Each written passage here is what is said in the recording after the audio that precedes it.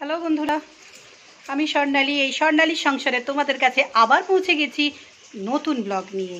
কেমন আছো তোমরা? আমি ভালো আছি। নিশ্চয়ই সাবধানতা অবলম্বন করছো তোমরা। অবশ্যই এই গরমে একদম এটা করতে ভুলো না যেন, বুঝেছো? সাবধানতা অবলম্বন করো। কেন কী অবস্থা দেখেছো রোদের? কী অবস্থা দেখো। তো চলো, আজকে কি কি রান্না করেছি সবই তোমাদেরকে দেখাবো, কিন্তু তার আগে বলে দিই, লাইক শেয়ার কমেন্ট করতে তোমরা যারা যারা ভুলে যাচ্ছ প্লিজ তারা করে দিও। যারা করছো তারা তো করবেই, আর যারা ভরে ভরে ভালোবাসা আশীর্বাদ দিচ্ছ তারা আরও বেশি দিও, যারা দিচ্ছ না তারাও দিও।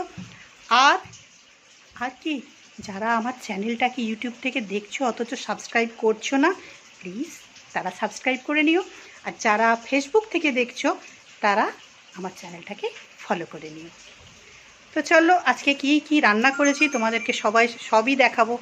তবে একটা কথা বলি, কি নয়, কি রান্না করেছি তার কারণ, ওই এক তরকারি ভাত করছি, আর পারছি না, গরমে শ্বাসকষ্ট এসে যাচ্ছে।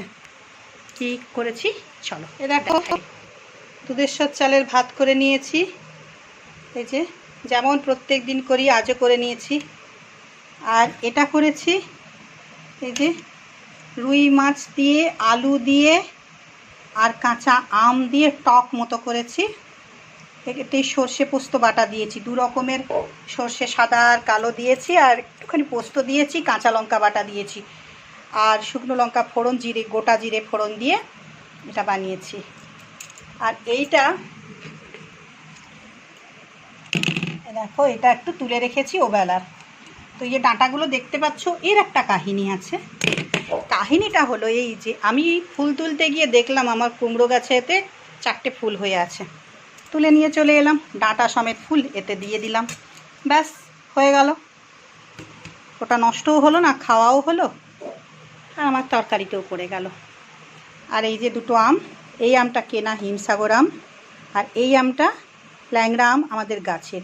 এবারে তোমাদের তো আগেই বলেছি, আমাদের তো প্রচুর আম গাছ ছিল, প্রচুর আম হতো, মানে খেয়ে লোককে দিয়ে নষ্টও হতো প্রচুর, এত আম ছিল। কিন্তু এখন আর নেই, একটা দুটো আম গাছ আছে, তাতে আর সেভাবে হয় না। এই গাছটা আমার দিদার হাতের, এই যে ল্যাংড়া আমটা আমার দিদার হাতের গাছ। দিদা মানে আমার ঠাকুমাকে আমরা দিদা বলি।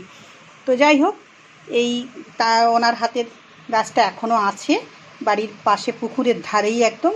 এই গাছের আমটা ভীষণ চোঁচ, অথচ অপূর্ব তার টেস্ট, ফ্লেভার, মিষ্টি, সুন্দর, মানে খেতে খুব ভালো। কিন্তু ওই চোঁচ আছে, দাঁতে ঢুকে যায়। কিন্তু ভালো জিনিস খেতে গেলে তো একটু কষ্টই করতে হবে। তো চলো, এটা আমি জলে ডুবিয়ে রেখেছি, আঠাটা যাতে হয়ে যায়, খাওয়ার সময় কেটে নেব। তো চলো, আজকে হলো এই আমার এক তরকারি ভাত। তাহলে আমি আবার আসবো তোমাদের কাছে নতুন ব্লগ নিয়ে। অবশ্যই তোমরা খুব ভালো থেকো, হাসি খুশি আনন্দে থেকো, সাবধানে থেকো, এবং এই গরম থেকে বাঁচতে সাবধানতা অবলম্বন করো। আর আমাকে ভুলে যেও না, পাশে থেকো, সাথে থেকো। তাহলে আজকের মতো রাখি, টাটা।